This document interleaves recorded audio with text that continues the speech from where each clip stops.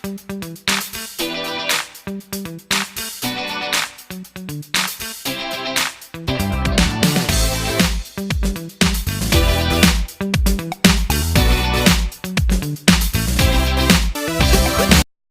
day everyone.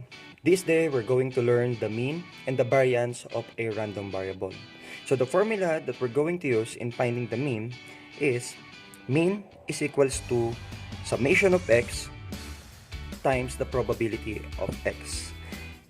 This symbol represents the expected value or the mean of a random variable. And this symbol represents the summation of the multiplication of x times its probability.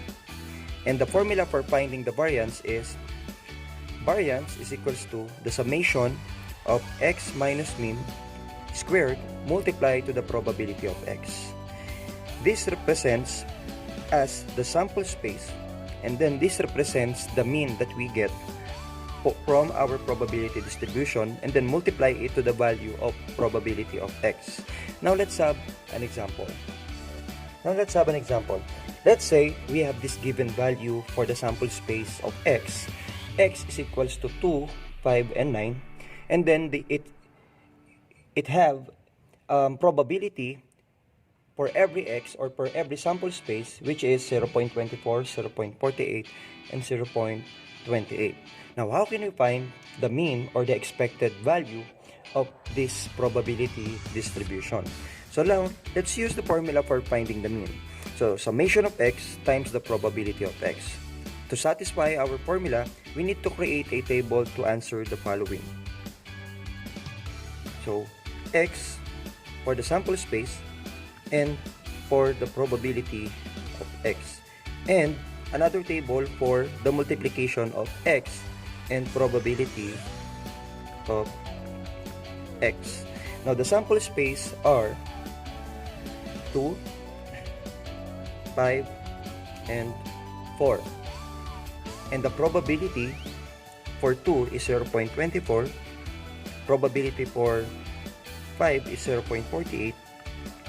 And probability for 9 is 0.28. Now, to solve for the mean, we will now multiply the sample space to its probability. So, let's multiply 2 times 0.24. So, 2 times 0.24 is 0.48. 0.48. And next sample space is 5 times 0.48. 5 times 0.48 is 2.4. Next is 4 times 0.28. 1.12. Now, to get the mean, we need to sum all the probability multiplied to its sample space. So, let's sum it all. The answer is 0.48 plus 2.4 plus 1.12 is 4. Now, the mean of this probability distribution is equals to 4. Now, let's find the variance. Now, let's continue in finding the variance of this probability distribution. Since our formula in the variance is summation of x minus mean squared times the probability of x, we need to continue this table by adding another table for the difference of sample space minus mean. So, 2 minus 4 is negative 4. 5 minus 4 is 1. 9 minus 4, 5. Next, after finding the difference, we need to find the square of this probability distribution. So, x minus mean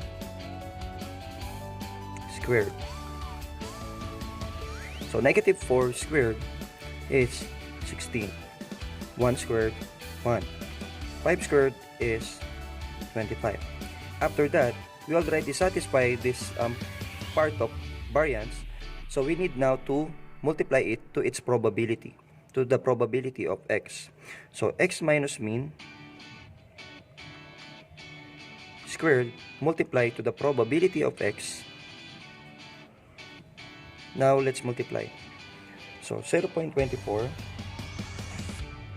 multiply to 16. This is 3.84. 5 times 1, 0.48, I mean 0.48 times 1 is 0.48, and 2.52 times 25, 2.52 times 25 is 63. Now, since we already got the multiplication of x minus mean squared and probability of x, we need now to get the summation. We need to sum it all to get the variance. So 3.84 plus 0.48 plus 63 is 67.32. Now we already have our mean, we already have our variance. So if you learned something from this video, please don't forget to like and subscribe. God bless.